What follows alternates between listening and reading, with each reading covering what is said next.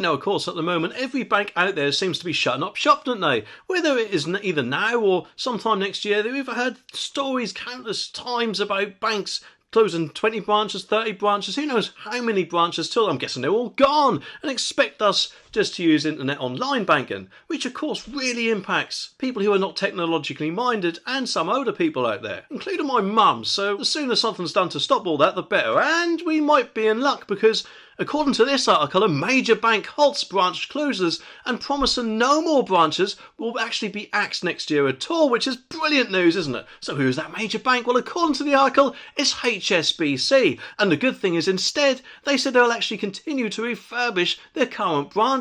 And also, get this, look to expand to community locations where I'm guessing all the other banks out there are probably closing. So surely that means, if anything, HSBC are going to get a load more customers, aren't they? Which, let's face it, all the other banks out there don't really seem to be thinking about, do they? And no doubt, of course, banks just seem to love to play with our money, so you would think that they would actually think of these things, because the more customers they have, the more money they'll have in their vaults to buy shares of, I don't know, the Conservative Party. Although, to be honest with you, at the minute that may seem about as popular as buying Blockbuster shares, and we all know how that turned out, don't we? I personally think Reform might be a better shares for them to buy, which, to be honest, I doubt any party could actually do, but then again, I could be wrong. But anyway, the article says in a message to its customers, Jose Carvalho, hope I pronounced that right, head of wealth and personal banking at HSBC, said, "We are putting our efforts into the things that our customers have asked for."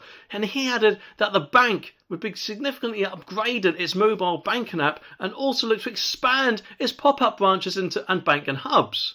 A spokesman for HSBC confirmed the statement made by Mr. Carvalho and has said that the company is continuing to invest tens of millions of pounds into its branch network. Well, this is just brilliant, isn't it?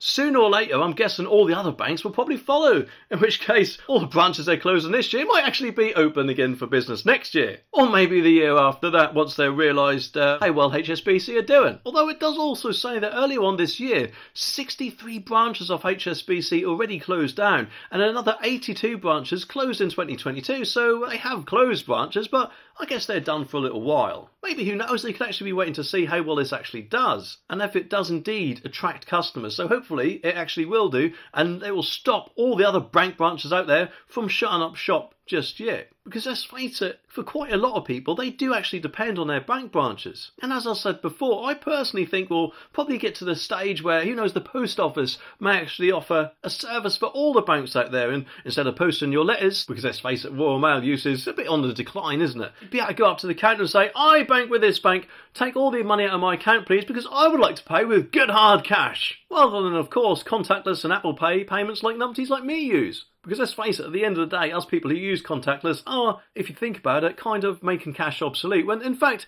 that is not my intention. My intention is actually not to carry cash so I don't run the risk of being robbed, and also it's just more convenient. But the article goes on and says that HSBC said that some of the branches that are marked, or I'm guessing that means were marked if they closed earlier on this year, for closure, serve less than 250 customers a week. Meanwhile, of course, the usage of the mobile app has tripled since 2017, and HSB apparently previously told The Sun that it hopes to move members of staff from closing branches to other positions within the company, so which is good actually, because I'm guessing the last thing that any company wants to do is make people redundant when they don't actually need to. Not only because, of course, it would keep people in a job, but also because I'm guessing they don't really like the thought of paying redundancy payment much, eh? And it also says that out of the remaining 327 branches, 94 will apparently be at something called full service. So it makes me wonder just how much service the other 233 will actually be at. Maybe it might just be a building with a cash machine in and a person called Frank at the till, playing a game of patience with himself while he's waiting for people to come through the door. But then, of course, I could be wrong. Well, of course, I don't know about you, but I'm guessing, like me, you're probably sick to death of every company out there at the moment, it seems, striking. Well, unfortunately, there's another one, and it is actually quite a big one, which I'm guaranteeing